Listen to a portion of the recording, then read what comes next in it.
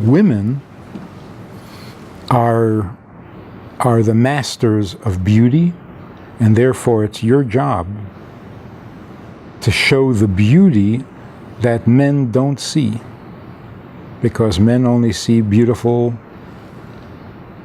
things. They said men only show.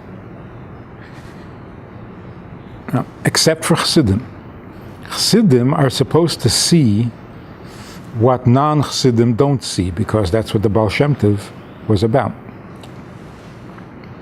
But still, Chassidische women are much better at it than even Chassidische men.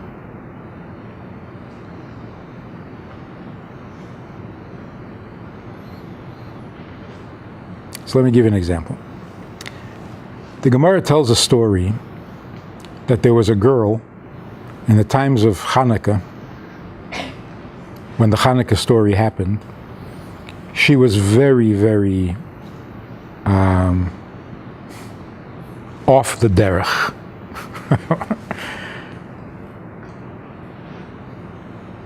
And she was married to a Roman, a general. And this Roman general came to burn down the Beis Hamikdash. So she said, I want to come and watch. So she came, and they started destroying the Beis Hamikdash, the Yevonim. And her name was Miriam, she went into the Beis Hamikdash, and she took off her shoe, and she pounded with her shoe on the Mizbeach. And she said, you're a wolf.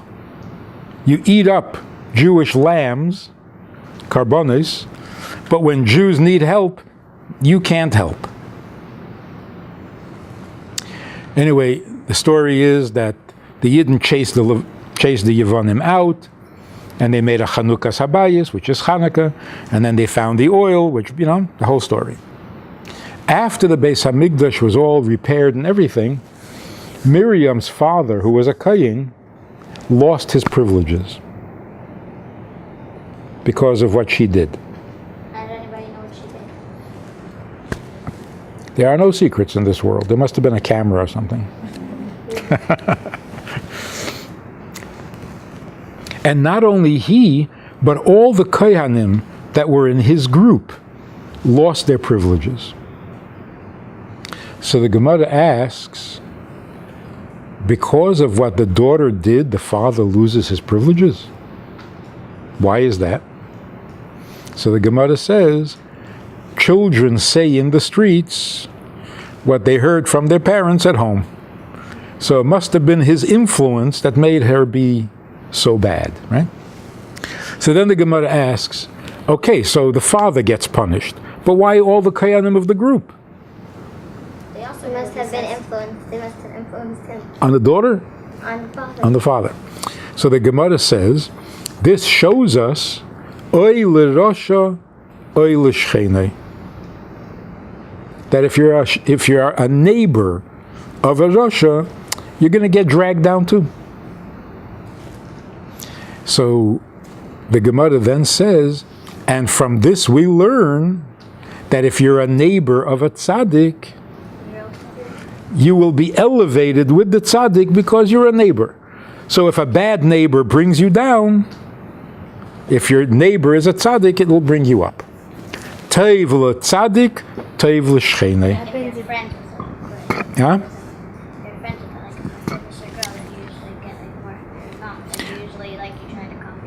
Yes. What happens if you have two neighbors? What is that? You become a little schizophrenic? I have no idea. So 2,000 years later, in a Fabrengen, the Rebbe mentioned the story. I think it was Vav Tishrei, the Rebbetzon's yahrzeit. The Rebbe said, Miriam Bas Bilga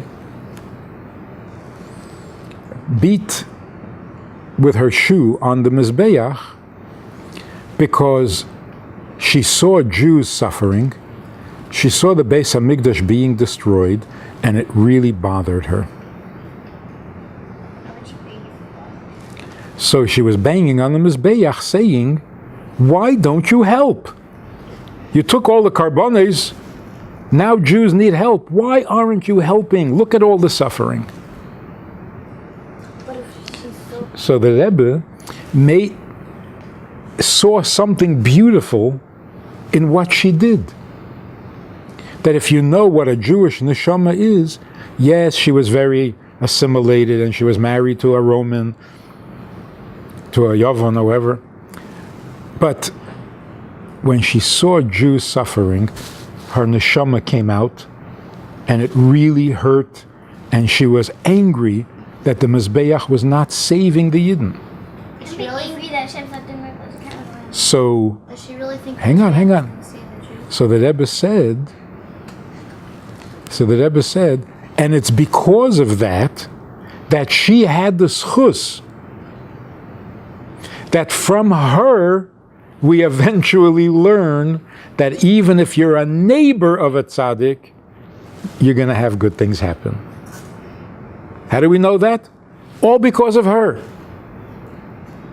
Because of Miriam Bas Bilga. Now, somebody wrote to the Rebbe, after the Farbrengen, somebody wrote to the Rebbe, he doesn't understand. The Gemara is trying to tell you how bad she was, and how her whole family suffered, and all the other Kayanim suffered because she was so bad, and the Rebbe made her sound like a tzaddik.